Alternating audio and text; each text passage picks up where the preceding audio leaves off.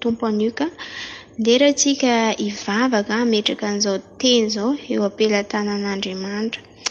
Raha eo misaotra mankasitraka fenanao indray mbola nanomezanao hafahafana hitondra ny teninao ny tiany ity. Ny teny dia anao fa izaho dia fitaovana fotsiny ihany.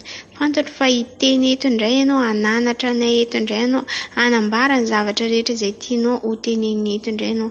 Mankasitraka fenanao ny fahatanteran'izao fotoana izao, mankasitraka fenanao mbola nanomezanao hatombonandro, nanomezanao hafahafana hizara ny teninao. Ka petraka ampelantananao izao teny izao, oka izay mihaino ho mpihaino mpakatoa fa tsy ho mpihaino mpanadino fotsiny ihany ka mitaka ny tenany, satria ianao rehefa mamafy tokony ho tanlonaka daholo ny tsirairay avy raha io. Mankasitraka ray malalo amin'ny anaran'i Jesosy Kristy Tompo. Amen. Dia fifaliana ho andray moa izany mbola tafaverina miaraka amintsika ato. Isaorana lehibe ny Tompo ary isaorana lehibe koa itsika tsirairay avy izay hihaino eto. Ny ten'Andriamanitra izay hoentintsika androany dia ny lohahevitra manao hoe aza-kinina amin'olona na amin'ny zavatra ny fonao fa hankino amin'Andriamanitra, satria madiso hevitra olona maro rehefa manan-javatra izy dia hakinina amin'ny zavatra ny fony, rehefa manambady izy dia hakinina amin'ny vady ny fony, rehefa mitombo be ny harenany dia hakinina amin'ny harena iny fo. Nefa zavatra farany tsy tian'Andriamanitra izay tadidio fa ny fo ny toerana hiasan'Andriamanitra ato anatintsika, nefa ny fontsika koa no tiany Satana blokena amin'ireo karazan-javatra maro izay omen'Andriamanitra antsika. Misy ireo zavatra ireo omen'Andriamanitra antsika ihany fa rehefa tsy haintsika mitantana azy dia ampiasain'ny Satana andotona ny fonao, andraisany fonao mba ho lavitra an'Andriamanitra. Ka oka tsy ho aminao ny izany fanalavirana an'Andriamanitra amin'ny alalan'ny fo izay fa fikiro mandrakariva amin'Andriamanitra ny fontsika. Dia tsika hijery teny soratra masina any amin'ny Luka 12:34. Teny soratra masina izay efa diso fantatsika loatra izy ity, izay manao hoe fa izay toerany harenanareo dia any koa ny fonareo. Araka ilay niteneniko teo, izay zavatra tena important aminao eo amin'ny fiainanao iny ny tena mibahatoerana ao anaty fonao. Asa ve ny tena important aminao? Sa ny vadinao ve ny tena important aminao? Zanakanao ve tena important aminao? Izany akory tsy midika hoe tsy tiavinareo olona ireo, tsy tiavinareo zavatra ireo, fa aza atao hoe izany tena prioritaire aminao toy izay Andriamanitra. Raha esorin'Andriamanitra amin'io asa io ve tsika mbola havita hifikitra an'Andriamanitra ihany? Raha sanatria hoe saran'Andriamanitra amin'io vady io ve tsika mbola havita hivavaka ihany? Raha saran'Andriamanitra amin'olona iray ve tsika mbola havita hoe anana fifandraisana mitovy tamin'iny olona iny tsy eo sy ilay olona iny eo fifandraisana amin'Andriamanitra? Ny fontsika tena sarobidy amin'Andriamanitra, tiany toerana, tiany ho ampiasaina. Nefa matetika tsika dia variana amin'ny sambatra omen'Andriamanitra tsika ihany. Any amin'ny Salamo 62:10 be. Ozy izy ny ten'Andriamanitra hoe raha mitombo ny harena dia aza hanankinana ny fo. Tadidio fa ny ten'Andriamanitra dia milaza fa hoe izay tahian Jehovah dia voatahy mandrakizay. Izany hoe ny harenanao tsy maintsy hitombo foana ny harenanao raha vao anao tahian Jehovah. Nefa iny harenanao izay hitombo iny oka tsy indray ny handeha hanalavitra antsika amin'Andriamanitra. Ameko ohatra fotsiny izany tsika hoe misy olona nangata-bavaka, hoe hoentinam-bavaka izany ilay olona mba tena hoe ahita hoe hivatra izany ilay olona, dia tena hoe hanokatra tsena izany hivatra, dia nentina am-bavaka fatratra ilay olona dia voasokatra izany ilay tsena. Rehefa voasokatra ilay tsena dia tena niroborobo ary nandeha tsara, fa inona nefa ny hafarahany? Lasa tsy nahavitan'ilay olona nandeha nivavaka ilay tsena nisokatra satria niroborobo hany ka nalahady raha adin'ilay olona hoe tokony handeha hivavahana andro alahady dia variana izy amin'ilay tsena miroborobo dia lasa tafalavitra an'Andriamanitra. Izay ny atao hoe zavatra nomen'Andriamanitra anao ihany no mampanalavitra anao amin'Andriamanitra. Izay mahatonga nyity tenin'ny soratra masina ato amin'ny Salamy 62:10b ity hoe raha mitombo izy ny harenanareo dia aza nankinana ny fo.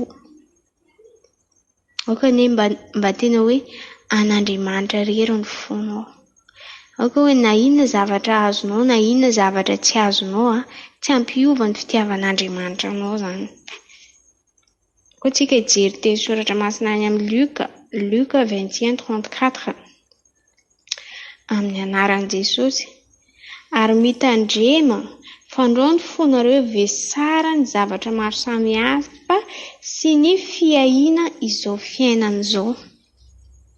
Tandremo izy ny fonareo vesarana zavatra maro. Misy toy ny moa izy fa nataoko hoe zavatra maro fotsiny. Fa le tena tiany Andriamanitra hozaraina amintsika dia ny hoe ny fiahiana izao fiainana izao. Aza variana intsony mihazo ao fiainana izao fa efa akaiky ny andron'ny Tompo, efa akaiky ny fiavian'ny Tompo. Itsika manao fiainantsika andavanandro nefa aza dia variana loatra. Misy an'izao indray hono ary iny dia mitondra mavaka an'iny, ela be anao variana mitondra mavaka an'iny. Dia tapaka ny fifandraisanao amin'Andriamanitra satria nitondra mavaka ny zavatra iny ela be anao. Ohatra ataoko ohatra fotsiny hoe le ady anan'ny Ukraine io. Io ady io zavatra efa voasoratra ao anaty Baiboly io, zavatra tsy maintsy ho izy. Ary tokony hoe tsika mbavaka nefa tsy atao havariana le izy. Fa lanjalanjaina fotoana hoe lanianao amina zavatra sy lanianao amin'Andriamanitra. Tsaratsara kokoa le lanianao fifandraisana amin'Andriamanitra, ny fifandraisanao toy izay lanianao amina zavatra hafa. Mahita ireny karazan-javatra miseho amin'ny tele ireny tsika dia vesara n'iny fotsika dia sasatra fatratra tsika mitondra mavaka an'ireny zavatra ireny. Izay tsisy maharatsy azy ilaina tokoa le mitondra mavaka an'ireny nefa aza atao prioritaire ireny fa ny fifandraisanao amin'Andriamanitra no prioritaire izay vao anao afaka mitondra mavaka olona. Ny fifandraisana amin'Andriamanitra, averenao amin'Andriamanitra fotsika. Tsy misy tsara koatra ny hoe mifankazatra mitsotoa zany. Any amin'ny Joba milaza hoe Joba 22:21 fankazara hozy izy amin'ny tsotoa dia hiadana anao. Raha milamina tsara ny fifankazaranao amin'Andriamanitra fa na misy bomba mipoapoaka aza marindriny anao eo tsy mampihetsika anao zany, tsy mampidoboka ny fonao akory zany. Satria azonao antoka hoe fa na ino kidona na ino kiatra tsy maintsy hiakatra an-danitra ianao. Amen. Na inona zavatra mety hiseho aty ambony tany tsy maintsy hiakatra any an-danitra ianao. Satria azonao antoka hoe tena n'Andriamanitra ny fonao, tena ny Jesosy ny fonao, tena ny fikirinao, fantatra hoe tamin'ny zavatra nambony ny fonao. Aleotsika hiverina amin'Andriamanitra, aza variana amin'izay zavatra hitanao maso, aza variana amin'ny problème ambony tany ity, fa haverena amin'Andriamanitra ny fonao izay ny Baiboly dia milaza fa efa mihemangatsika hozy izy ny fifankatiavany maro amin'ny andro farany. Jereo fa raha mijery ianao publication-n'olona maro samihafa dia resaka fankahalana daholo ny ankamaroany satria efa mihemangatsika ny fitiavany maro. Inona mahatonga le olona mangatsika fitiavana satria tafiala ny fitiavan'Andriamanitra izy, tafiala ny fitiavana voalohany, hany ka tsy haintsony manavaka hoe fitiavana sy fitiavan-tena satria le fony efa voabaiko ny zavatra hitany maso. Dia tsika hiverina amin'Andriamanitra. Vakitsika Jeremia 29:13 amin'ny anaran'i Jesosy ary hitady ahy ianareo dia ho hitanareo. Izay ny teny mpitiavana omen'Andriamanitra antsika hoe hitady azy itsika dia ahita azy. Filipianina 4:7 voasoratra hoe ary ny fiadanan'Andriamanitra izay mihoatra noho ny fahalalana rehetra hiaro ny fonareo sy ny hevitrareo ao amin'ny Kristy. Ny fiadanan'Andriamanitra hiaro ny fontsika. miaro ny fotsika ny fiadanan'Andriamanitra raha toa ka mametraka ny fotsika amin'Andriamanitra itsika. Izay zavatra ametrahanao fo ihany no hiaro ny fonao. Jereo nareo raha mahita olona marary fo dia mihinana fanafody fo, dia izy mieritreritra hoe iny fanafody fo iny no manasitrana ny fony. Satria izay no zavatra mibahana ao anaty sainy hoe marary no mihina fanafody fo dia mihinana fanafody fo dia ho sitrana ny fony. Dia tahaka an'izay koa Andriamanitra eo amintsika, tahaka an'izay koa Jesosy Kristy eo amintsika. Hoe apetraka ao eo ampelantany ny fonao rehetra, ny fanahinao rehetra sy izay rehetra mombanao, dia izy no hiahy ny fonao. Tsy ho variana amin'ny zava-poana ambony tany ity, izy no hiahy ny fonao, tsy ho variana amin'izay zavatra hitanao maso. Fa mifikitra hatrany hatrany hoe any Jesosy izay, any Andriamanitra izay, izy no hametrahantsika ny fotsika. Any amin'ny Jakoba 5:8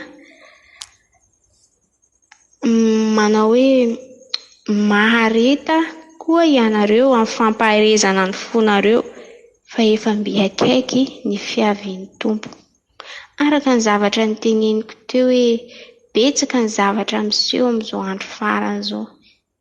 Tena betsaka. Matetika ireny zavatra ireny no mahavariana ny fon'olona. No mahavariana olona hoe hoentina mivavaka. Izay tsisy maharatsy azy za koa tsy miteny hoe tsy hoentina mivavaka ireny zavatra ireny. Tena mila hoentina mivavaka. Nefa kosa aoka ny vavakanao tsy irona be amin'iny zavatra iny ka tafiala amin'ilay tena vavaka tokony ataonao anao. Ny vavaka tokony ataontsika dia ny fanandratanao an'Andriamanitra, fanomezanao plasy an'Andriamanitra eo amin'ny fiainanao. Izay aloha ny vavaka prioritaire ataonao, izay vao anao afaka mivavaka zavatra hafa. Ataovy azo antoka aloha ny fifandraisanao amin'Andriamanitra, fifandraisanao amin'ny Jesosy, fifandraisanao amin'ny fanahy masina, izay vao anao mitondra mivavaka zavatra hafa ankoatran'ny fifandraisanareo. Ahoana tokoa moa raha olona mpivady samby ray trano ao zany nareo roa, dia au lieu dia ianareo roa ny resaka, lasa indray anao mandeha miresaka amin'olona avelan'ny tranonareo any, avelan'ny zavatra, avelan'ny trano zany, avelanao eo ilay vadinao dia lasa aloha anao mandeha miresaka amin'olona avelan'ny trano any. Rehefa afapo miresaka amin'olona avelan'ny trano any ianao dia miverina aty indray anao miresaka amin'ilay vadinao.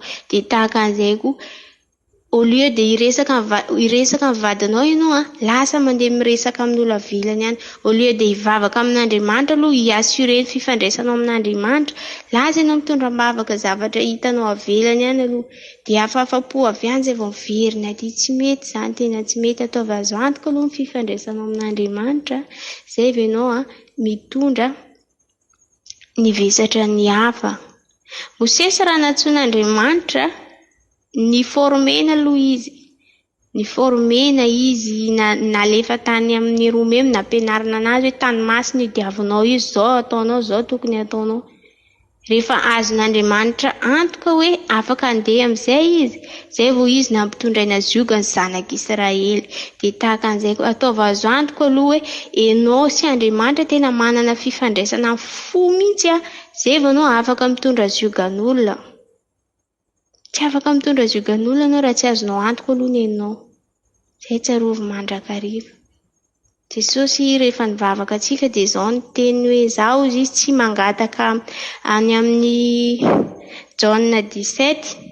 Lavabe moa ivavaka io fa Jaona 17:15 ihany no alaiko hoe izaho izy Jesosy tsy mangataka ny hampiala azy amin'izao tontolo izao fa ny mba hiarovanao azy amin'izao tontolo izao. Itsika dia efa navana amin'izao tontolo izao, navana amin'ny zavatra rehetra ambony tany eto.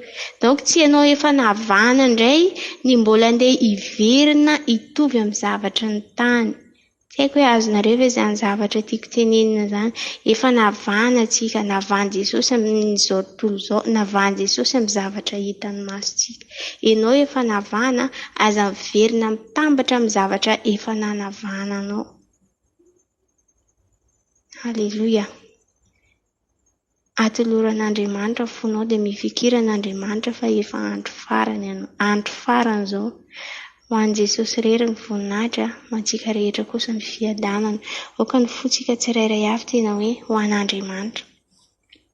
Mivavaka tsiako raha apetraka ao eo amin'ny fonao ny tananao amin'izao fotoana izao fa hivavaka ho anao. Raha eo amin'ny anaran'i Jesosy, misaotra mankasitraka feno anao indray izay mbola nahafahanay hiara hivavaka eto. Hifonany aminao Jesosy izay zavatra efa nanankinanay ny fonay. Hifonany aminao izay zavatra efa natakalinay anao. Nifonany aminao izay fiheveranay fa zavatra mety nefa nampanalavitra nay aminao. Hifonany aminao zany.